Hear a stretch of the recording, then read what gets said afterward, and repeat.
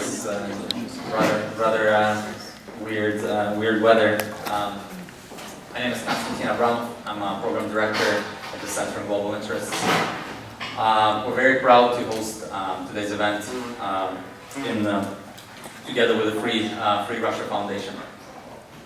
And today's event promises to be a good one. As many of you know, on February 27th, Boris Nemtsov, one of Russia's leading opposition figures, was assassinated very close to the Kremlin. Before getting shot, Nemtsov undertook a rather ambitious and, some would say, dangerous task of trying to uncover evidence of official Russian involvement in the Ukraine conflict. Some of you are familiar with this report, which was released in Russian a few weeks ago, and then a few days ago at the Atlantic Council in an English version. I think they have some. Are there any more copies available? Any more copies available? We just distributed all of them if you didn't found So them it's, there. So that if anybody's been to Soviet Union, deficit items. So You can buy it. You can buy it online. These two publishers. Okay. $30. Today we're not only going to talk about the report itself, but also kindly agreed to share with us the story of the process of how this report came to be, something that will hopefully help us better understand the political realities of being politically active in Russia. And there's no better man to help us with this task than Ilya Yashin, who was a close associate of Boris Nemtsov and a man who spearheaded the effort to put together and publish this report. Ilya is the leader of Moscow branch of liberal opposition party Parnas and co-founder of movement Solidarnost, whose organizers included Boris Nemtsov and other prominent Russian opposition leaders. Prior to that, he was the leader of the youth wing of the Yabloko party. In addition, Ilya has earned some street cred by getting arrested many times for his opposition activities. Also, we're very happy to have as one of our discussants, Dr. Stephen Blank, who's a senior fellow for Russia at the American Foreign Policy Council. Dr. Blank has taught at the Army War Colleges for over 27 years. His expertise covers the entire Russian and post-Soviet region. He's also written extensively on defense strategy, arms control, information warfare, energy issues, US foreign policy and defense policy, European and Asian security. So we could not think of a better person to give us an expert opinion on the content of this report. We'll begin with Ilya's presentation on making this report. Then Stephen will provide us with some insights into the report's content, and then we'll have a Q&A. At the conclusion, we'll host a reception, so I hope you all stay, if not for the insightful conversation, then at least for the wine. Our goal at CGI is to not to promote any specific agendas, but to bring to light most interesting people and informative events for Russia and the Eurasian region. And today's event is no exception. Unfortunately, our president, Dr. Nikolai Zlobin, could not make it here today, but he sends his warmest greetings to Ilya and the audience, and we hope to see you at our future event. Thank you. Спасибо большое, уважаемые друзья, что вы все собрались. Thank you very much, dear friends, for coming here together. Thank you very much. Спасибо большое хозяевам за то, что дали нам площадку для этого выступления, для этого общения. Thank you very much to the hosts that provided the forum and the platform for this presentation and for communication together. Я с большим удовольствием расскажу вам о докладе, который мы подготовили. I will tell you with great pleasure about the report that we prepared. А так, начать бы я хотел все-таки с новостей из Москвы о состоянии здоровья нашего друга, нашего соратника Владимира Карамурзы. But first of all, I would like to start with the news from Moscow about the health condition of our friend Vladimir Karamurza. Многие из вас знают Владимира, он долгое время жил в Вашингтоне, жил в Великобритании, находились там известных, наверное, активистов современной российской оппозиции. Many of you know him. He lived in Washington, D.C. for a long time. In Great Britain, he is one of the well-known Russian activists. Полгода назад примерно он вернулся в Россию. 6 months ago, he went back to Russia. И был очень активным оппозиционным политиком. And he was a very active opposition politician. Несколько дней назад он оказался госпитализированным, A few days ago, he was hospitalized, и врачи обнаружили, что его организм был наполнен токсинами. and the doctors discovered that his body was filled with toxins. К сожалению, вскоре его внутренние органы, большинство внутренних органов отказали. Он был переведен в состояние искусственной комы. And unfortunately, very soon afterwards, his internal organs failed and a coma was induced. Ситуация остается весьма тяжелой, практически критической, и осложняется тем, что его невозможно везти из России, невозможно эвакуировать в другую страну.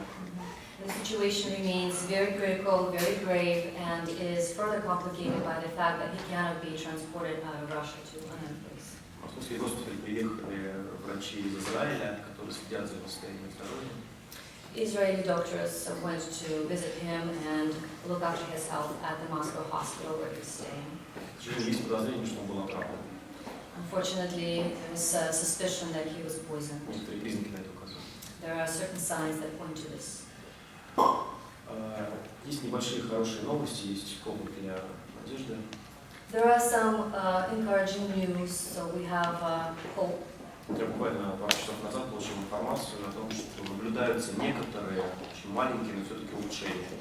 2 hours ago, I received information that there are some small improvements. Володя, в частности, начали реагировать на внешние обстоятельства, начал шевелить пальцами, и, судя по всему, слышали звуки, которые происходят. Volodya began to react to some external stimulus, he's moving his fingers, and it's possible that he is also able to hear what's going on around him. Конечно, не время делать какие-то громкие заявления, поэтому давайте просто пожелаем ему здоровья и будем поддерживать его хотя бы морально, все, что мы можем сейчас делать. So it's not the time yet to make any grand statements. Nonetheless, let's all wish him good health and let's offer him our support, our moral support. That is the only thing we can do for him. Зловещая деталь заключается в том, что это случилось с Карамурзой буквально через 3 месяца, ровно в тот день, когда был убит Борис Немцов. And the morbid detail here is that this event with Karamurza happened 3 months later to the day after the death of Boris Nemtsov. Не знаю, бывают ли такие совпадения, но выглядит это, конечно, очень трудно. I don't know if such coincidences exist, but it certainly looks very suspicious. Немцов был убит 27 февраля 2014 года. Boris Nemtsov was killed on February 27th, 2014. Последняя работа, последние дни его жизни были посвящены работе над этим вот докладом. And the last days of his life before his death were devoted to work on this report, Putin War. Те люди, которые следили за деятельностью Бориса Немцова, прекрасно знают, каким большим патриотом России он был. The people who followed the work of Boris Nemtsov knew very well that he was a patriot of his country.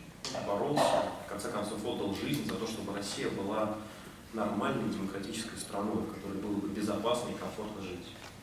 He fought for and eventually gave his life for a Russia that is a normal, democratic country where one could live safely and prosper.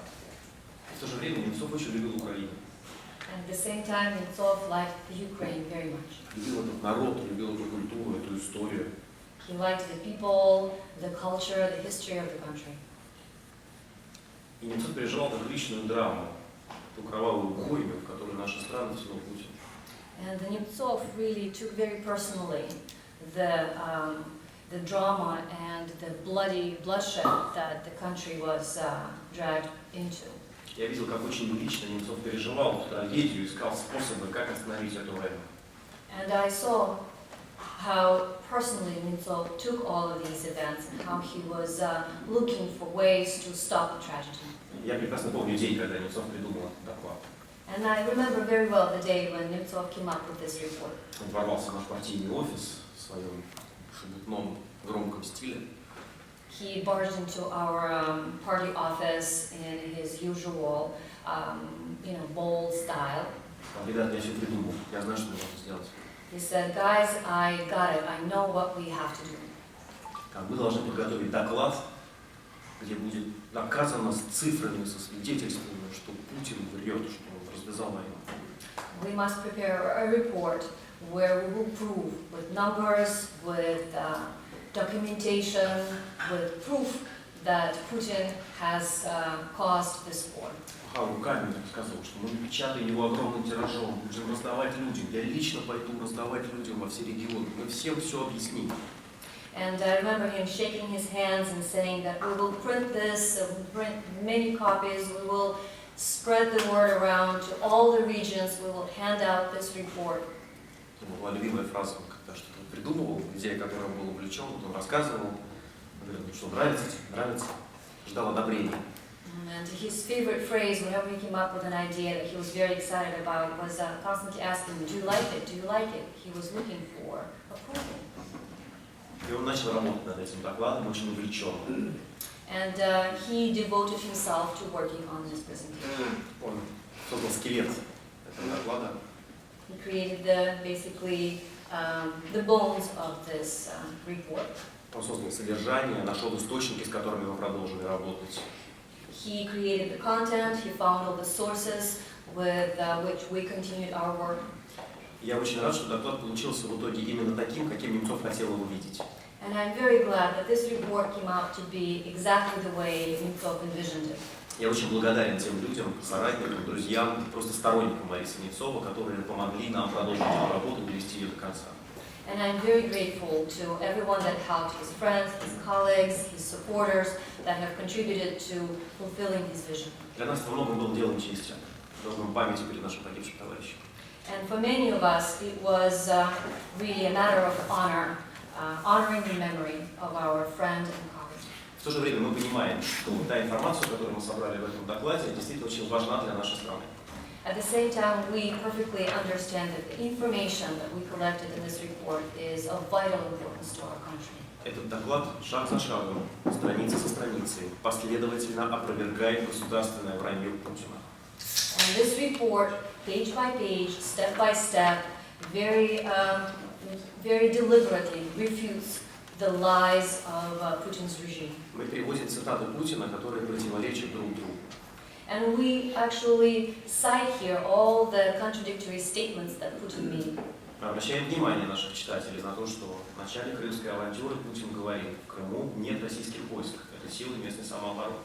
And we draw the attention of the reader to the fact that at the very beginning of the Crimean affair, Putin was saying that there are no Russian contingents in Ukraine, in Crimea, and that all of this was actually the self-defense forces of Ukraine.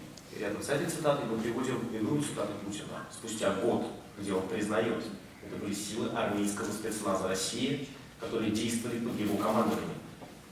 And right next to that quote by Putin, we put another quote a year later when he's making a statement that this is special forces of Russian army, and they were there under direct orders. Мы приводим многочисленные свидетельства российских военнослужащих, которые принимали непосредственное участие в боевых действиях на территории Востока Украины. And we actually include witness accounts of various army soldiers that have participated directly in the military actions in the eastern parts of Ukraine. Наиболее яркий пример – это история, судьба российского десантника Николая Козлова. And a very actually poignant story of Russian paratrooper Kozlov. В марте 2014 года этот молодой парень принимал участие в аннексии Крыма. In March of 2014, this young fellow took part in the annexation of Crimea. Будучи российским военнослужащим, он участвовал в крымской кампании в форме украинского милиционера, который надел незаконно. And you can see that while he was a Russian soldier, here in the picture he's wearing a Ukrainian police uniform and participating as a Ukrainian policeman. После крымской кампании он вернулся домой, на родину, в Ульяновск. And after the Crimean campaign, he went back home to Ulyanovsk. Он получил медаль за возвращение Крыма, медаль Министерства обороны России. Вот здесь на фотографии позирует с этой медалью. And he received a medal for his efforts in Ukraine, medal Возвращение. for return of Crimea from the Ministry of Defense, and here he is posing with that medal. Собственно, с этой медалью. You Успел can see this жениться. medal. Успел жениться. He married, В августе 2014 года его снова послали на территорию Украины. and in August of 2014 he was again dispatched to the territory of Ukraine. Его отряд участвовал в подавлении артиллерийских точек украинской армии. And his regiment took part in suppression of the various artillery groups in Ukraine. Он был ранен, ему ампутировали ногу. He was wounded and his leg was amputated. Мы узнали о судьбе этого парня благодаря его дяде Сергею Козлову. And we learned about the fate of this young man from his uncle, Sergei Kozlov. Он рассказал о судьбе своего племянника, предоставил фотографии и сделал это, потому что он патриот России. He told us the story of his nephew, he showed us the pictures, and he did it because he is a patriot of his country. Другой эпизод – это показания бурятского танкиста Даржиба Тумакуева. Вот он на фотографии. And another story, another episode from a Buratian tank driver. Даржиба Тумакуев. Я думаю, что это сложно перевести. Даржи Потомакуев. Батамункуев Он из Бурятии. from Buryatia. Это российский военнослужащий, который попал под обстрел под Дебальцево. And this is a Russian soldier who was under artillery fire under Debaltseve. Он дал интервью, находясь в госпитале, весь его тело все обгорело. He gave an interview while he was in the hospital. He had burns all over his body. Потом российский военнослужащий сказал очень важные слова, которые характеризуют суть этой войны. And he, a Russian soldier, said something very poignant that really characterizes this war. Он сказал, Путин очень хитрый человек. He said that Putin is a very cunning man. Путин говорит всему миру, тут нет российских войск. Putin is telling to the entire world there are no Russian troops here. А сам нас по-быстрому, давай. But meanwhile, he quickly dispatches us there. Одна из важных наших задач – доказать наличие в распоряжении сепаратистов российской военной техники. And one of our main tasks is to prove that the separatists had access and were in possession of Russian military technology. При всей очевидности этого факта сделать это было довольно сложно. And despite that this fact was very obvious, it was rather difficult to do. Официальная позиция лидеров сепаратистов заключается в том, что многочисленная техника, которая находится в их распоряжении, это трофейная техника, техника, которую отбили в боях в украинской армии. And the official position of all of these separatist leaders is that all of these equipment that they are in possession of are actually war trophies, something that they were able to take away from the Ukrainian army in battle. На вооружении украинской и российской армии зачастую находятся одни и те же образцы военной техники, зачастую произведенные еще в Советском Союзе. And indeed, both Russian and Ukrainian armies have equipment that was produced maybe back in the Soviet Union, so all of it is very similar, if not the same thing. Поэтому сложно доказать, вот этот танк, на котором сепаратисты воюют против украинцев, приехал из России или из Украины. So it is difficult to prove that the tank that the separatists are using to fight with the Ukrainian forces is something that they got from Russia or indeed were able to obtain from the Ukrainians. Однако есть исключения. Although there is an exception. В частности, в Минских соглашениях, которые были подписаны, в том числе Украиной и Россией, официальными лицами Украины и России, упоминается система Торнадо-С. The Minsk agreements that were signed between the leaders of Russia and Ukraine mention Tornado-S. Это система залпового огня эксклюзивного российского производства. And this is an artillery unit that has been exclusively produced by Russia. Эта система никогда не поставлялась на экспорт ни в одну страну мира. And this system has never been exported to any country in the world. В Минских соглашениях речь идет о том, что сепаратисты обязуются отвести из зоны боевых действий военную технику. Идет перечисление этой военной техники. And the Minsk agreements postulate that the separatists must move all this equipment away from the combat zones. And there's actually a list of all of the equipment item by item.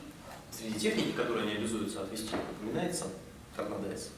And Tornado X is on that list. Подпись Путина под этим документом прямо доказывает то, что в распоряжении сепаратистов оказалось эксклюзивное российское оружие.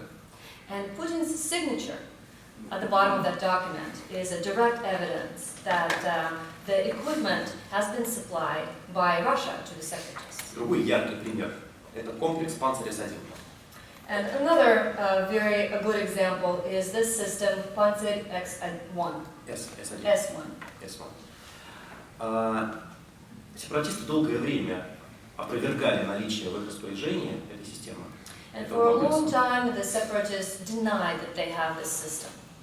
Однако нам удалось найти доказательства того, что это вранье. However, we were able to find the proof that those were lies. Вот в нашем докладе представлен скриншот с автомобильного видеорегистратора в городе Луганске. Here we have in our report a screenshot from a mobile video monitoring device in Luhansk. На улице Оборонной зафиксирован этот самый комплекс «Панцирь-С1» прямо под билбордом, по которому изображены симпатичные лица руководителей Луганской и Донецкой Народной Республик, так называемых. And on the street Oboronne, you can see this system, Panzer S1, right next to the picture of the very happy leaders of the Luhansk and Donetsk regions. «Панцирь-С1» производится в России и действительно поставлялся на экспорт в несколько стран мира. Panzer S1 indeed is of Russian manufacture and indeed was exported to certain countries at some point. Однако ни одна из стран мира, на вооружении которой есть «Панцирь С1», не граничит с Украиной, кроме России. However, none of those countries that have bought Panzer S1 are bordering Ukraine, except for Russia. Нет ни одного шанса, что этот комплекс мог быть переправлен на территорию Украины из Алжира, из Индии. And there is no chance that this system could have been transported to Ukraine from Algeria, from India. Нет никаких сомнений, что эта система была переправлена через российско-украинскую границу. So there is no doubt that the system was moved through Russia-Ukraine border. В нашем докладе довольно большое внимание уделяется не только российским военнослужащим в Донбассе, но и наемникам. And our report not only talks a lot about the Russian army and soldiers in Ukraine, but also about the so-called volunteers in Donbass. Нам удалось доказать, найти свидетельства и подтверждение того факта, что эти самые наемники не являются добровольцами и ополченцами в основной своей массе, как убеждает нас российская пропаганда. We were able to find proof that these so-called volunteers and so-called militants were not exactly what they were claiming to be, that they were more like hired guns. Тысячи вооруженных людей с российскими паспортами были направлены на территорию украинского востока. Thousands of people with Russian passports were sent to the eastern Ukraine territory. И мы нашли многочисленные свидетельства и подтверждения того, что это происходит при активной их вербовка, тренировка, вооружение и финансирование происходит при активнейшей поддержке российских властей. And we have plenty of proof that their recruiting, their training, their equipment is all provided by Russian authorities. Отдельное внимание в нашем докладе уделяется этническим кавказским батальонам, которые направляются в восток Украины.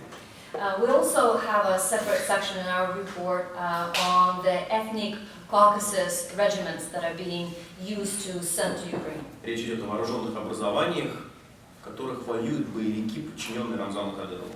We're talking about here about armed groups that are actually under direct command of Kadyrov.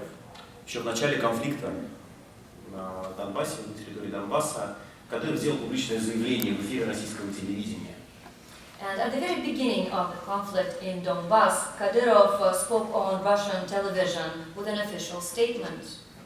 Кадыров сказал: я хочу попросить Путина освободить меня от должности президента Чеченской Республики и отправить меня воевать на Украину, защищать людей. He said, I would like to ask President Putin to relieve me of the post of that I'm occupying now so I can go to Ukraine and fulfill my mission there. Ну, как вы понимаете, Кадыров никуда не поехал.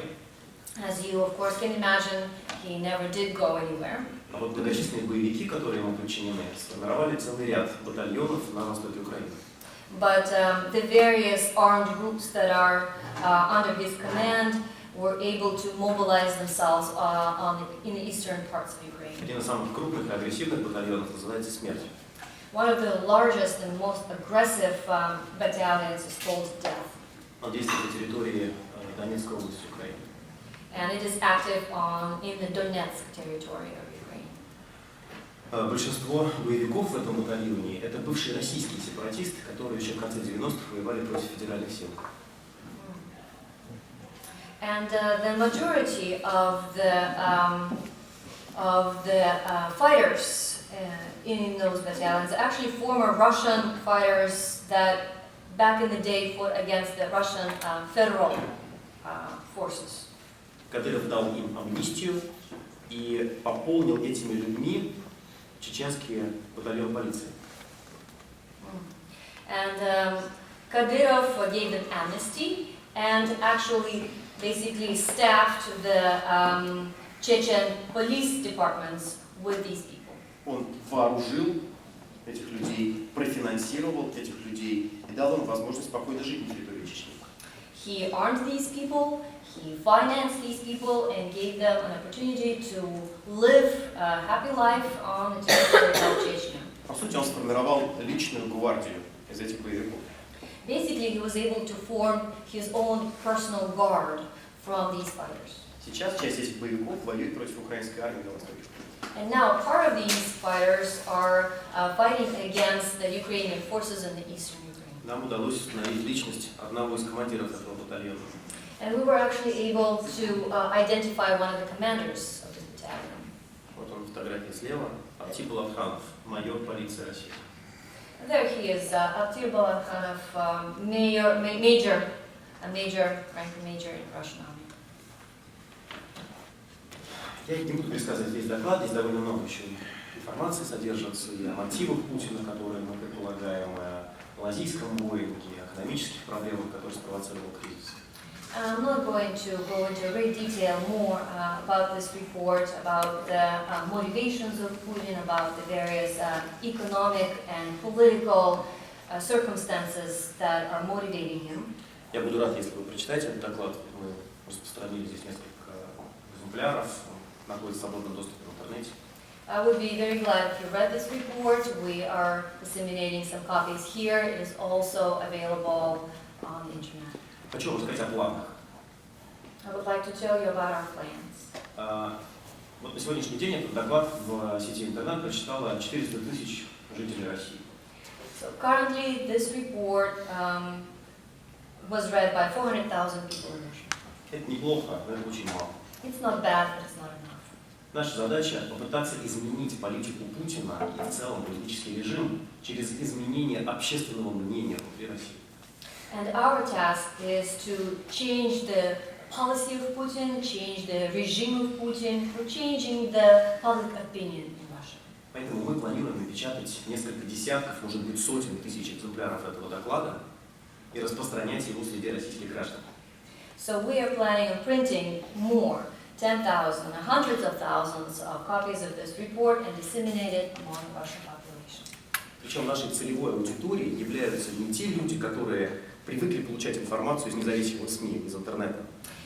Moreover, our target audience are not the people who are used to receiving information from independent media. Мы хотим достучаться до тех людей, которые привыкли получать информацию из официальных источников, из российского телевидения. We want to reach the people who are used to receiving their information from official sources from Russian government-sponsored TV. Мы готовим большую общественную кампанию в России. We are preparing a large public campaign in Russia. Мы возьмем эти доклады и пойдем на заводы, в поликлиники, во дворы, на улицы. And we will take these reports and we will go to manufacturing plants, we will go to hospitals, we will go out into the streets. Мы будем разоблачать путинское вранье, шаг за шагом, страницу за страницей. We will disclose Putin's lies step by step, page by page. Мы покажем людям, что им врут на протяжении всего этого года. We will show the people that they were lied to over this entire year. Самое главное, мы покажем людям, что эта война, развязанная Путиным, наносит вред национальным интересам России и экономическим интересам российских граждан. And moreover, the most important is that we will show the people that this war that Putin started is greatly damaging to national interests of Russia and to the economy of Russia. Кстати, один из самых популярных вопросов на таких презентациях до сих пор был такой. Какова реакция Кремля? By the way, one of the most popular questions that I receive at presentations like this is, what is the reaction of the Kremlin? Честно говоря, мне до недавних пор нечего было ответить. And to be honest with you, until recently I had nothing to answer to that. Реакция была одна. Кто-то из журналистов позвонил пресс-секретарю Путина и спросил, вы читали доклад? The reaction was the same. One of the journalists called the Putin's press secretary and say, did you read the report? Он сказал, я не читал, бросил трубку. He would say, I didn't read it, and would hang up. Ну, мы на следующий день отправили по почте этот доклад и Пескову, и Путину, и другим людям в правительстве. So next day we basically mailed this report to Peskov, to Putin and other people in the government. Ну и, похоже, они прочитали. And it looks like they did read it. Несколько дней назад Путин обнародовал указ. And a few days ago, Putin published a decree. В этом указе говорится следующее. And this decree says the following. Нельзя не публиковать информацию и искать информацию о погибших российских солдатах в мирное время. That it is prohibited to seek information or to publish information about Russian fallen officers during peaceful times. Ну, это нормальный такой ответ, в общем, примерно на это мы рассчитывали. So that's the kind of a normal answer that we can really count on from the Russian government. Закрутим. Shut your mouth. Мы понимаем, что у этого указа в контексте нашего доклада есть очень много уязвимых мест. And we understand that within the context of our report, this decree has many vulnerabilities. Ну, то есть Путин говорит о погибших российских военнослужащих. Putin is mentioning, the fallen Russian soldiers. Но в то же время он говорит, что российских войск в Украине нет. At the same time, he says that there are no Russian troops in Ukraine. Поэтому вроде как наш доклад по-прежнему легальный. So it looks as if our report is still legal. Но с другой стороны, мы понимаем, что указ Путина носит скорее характер такого политического месседжа, политического послания. But on the other hand, we understand that Putin's decree is more of a political message to us. Он дает понять, что он думает про все. He lets us know that he's thinking about all of this. Но мы даем понять ему, что мы думаем по поводу всего этого безобразия. On the other hand, we're also sending him a message that we are also thinking about all of this. И мы хотим сказать российскому обществу, и мы хотим сказать всему миру, что мы делаем это, потому что мы российские патриоты. And we would like to tell the Russian society and the entire world that we're doing this because we are patriots of our country. Мы считаем, настаиваем и доказываем, что развязанная Путиным война и путинская политика наносят колоссальный ущерб будущему России. And we believe, we insist, and we prove that the war and the policy of Putin is causing great damage to Russia. Именно поэтому мы пытаемся его остановить. And that's why we are trying to stop him. И я с удовольствием готов ответить на ваши вопросы. And now I will take your questions. If you don't mind, thank you. Can we go real quickly, maybe, about the process? Who was your team that helped you with this report today, and what was their motivation?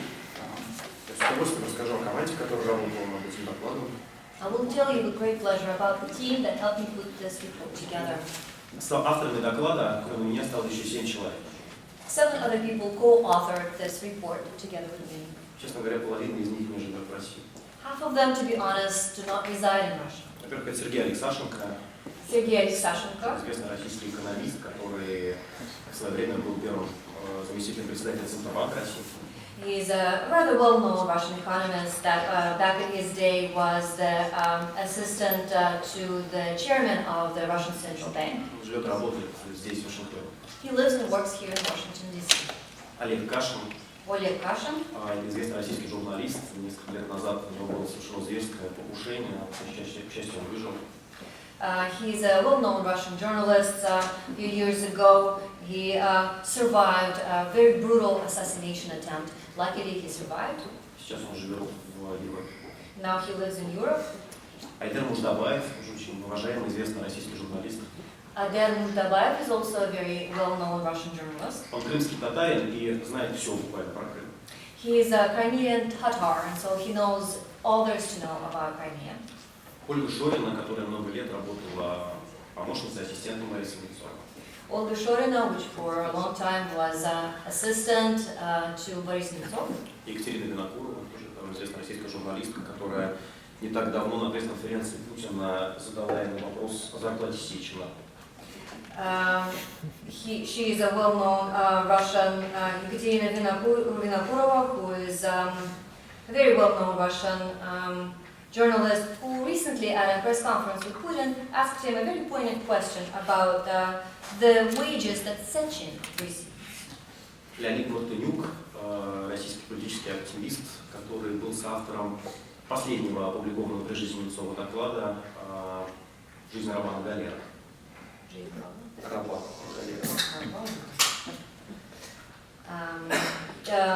Leonid Mortanyuk, who is a well-known Russian activist, who co-authored before this report another report with Nemtsov, The Life of a Slave at the Gallows. Он был вынужден эмигрировать в Нью-Джерси в связи с политическим преследованием на Кубани. And he was forced to immigrate to New Jersey due to political persecution he received in Cuba. Альфред Кох, бывший член российского правительства, близкий друг Бориса Немцова. Alfred Koch, who is a former parliamentarian and a very close friend of Boris Nemtsov. Он также вынужден был эмигрировать, живет в Германии, у него открыто уголовное дело в России. He also was forced to immigrate, he lives in Germany, and he has actually a criminal case pending against him in Russia. И также нам помогали порядка 2 десятков человек, журналисты, активисты, фотографы, которым мы тоже выражаем благодарность, сыграли свою важную роль в этой работе. Also, about 20 other people, journalists, activists, photographers, who have contributed to this report, and we express our great thanks to them. So can you tell a little bit about the main difficulties in you gathering information, publishing, and also if people were obviously afraid to talk to you, why did people who talk to you, why did they talk to you? Ну, ключевая проблема заключалась, разумеется, в том, что люди очень боялись с нами общаться.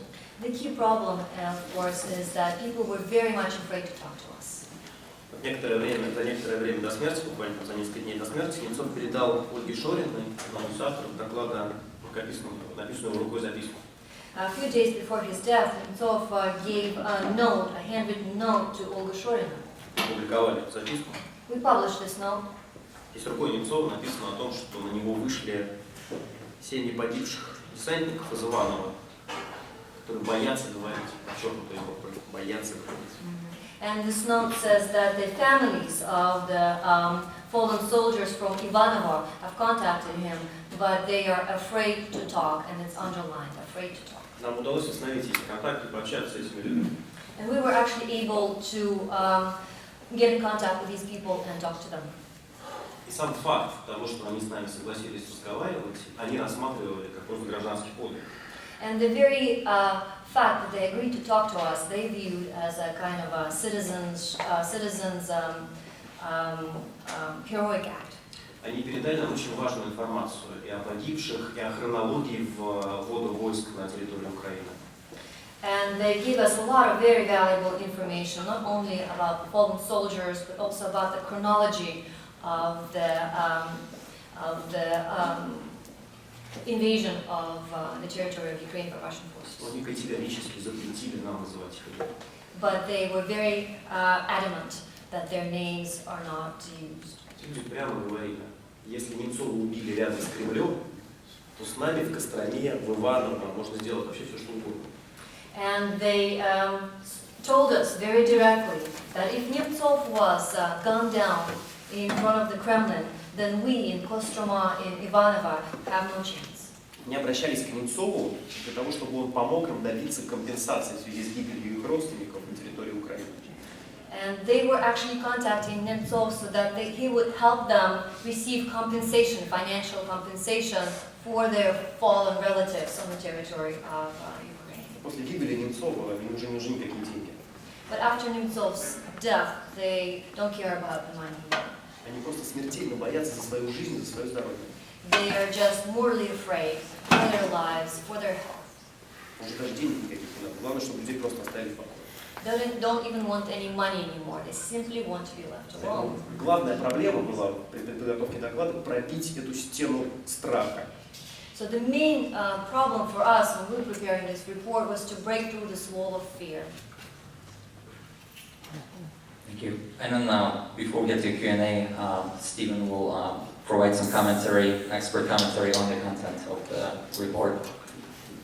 Thank you, Kostya. It's a great honor to be here, not just because I appreciate the invitation, but because I think we have to recognize the heroism and bravery of the people who are involved in this work, not just in this project, but in the work that went on before and in the work that went on, that will go on after, and the risks they have run and incurred in many cases, like Boris Nemtsov and Vladimir Kara-Murza and countless others. And we need to keep that in mind, because one of the things we need to do as a result of studies like this is to put the pressure on our government and our media, and through them on the Russian government, that human rights must be observed, and that Russia must adhere to the treaties and international conventions that it's signed. Because if you've been following the crisis in Ukraine, every agreement that Russia has signed with Ukraine, and many of the agreements that it signed with the United States and European governments, were deliberately broken here. And where we have a world where treaties are nothing more than a scrap of paper, nobody really is safe. With that context in mind, I want to talk a bit about the report. I may also make reference to another report that you ought to read. That's the Atlantic Council's report, which is exquisitely detailed about the extent of actual Russian military participation in Ukraine, complete with satellite photos and very detailed analysis. It's an excellent complement to this outstanding report. And the two of them together really form an excellent, if you like, bookend, set of bookends for the crisis. There are a number of points in the time that I have for me that I want to make. First of all, it's very clear from this report, and I would say from the open source literature if you followed it, and the Russian press, if you followed that, leading up to this crisis in the earlier period and now, that this is not an improvisation as many people in this town, including, I think, unfortunately, the president believes. Rather, the war in Ukraine was an act of premeditated strategic calculation whose main purpose is to keep Vladimir Putin and his entourage in power. It has nothing to do with NATO enlargement. It has little to do with EU enlargement. It has everything to do with the aspiration of Ukraine to be a sovereign, self-determining, westward-looking democratic state. Because the gravest threat that threatens the Russian Federation is not NATO. If you've looked at NATO, and I do this on a daily basis, NATO could barely get out of Hamburg if it was asked to do so tomorrow. Fact of the matter is the greatest threat facing Russia is what Victor Hugo called an idea with bayonets, namely democracy or democratic revolution. And it comes in the form of European integration, which is a threat to the system. That is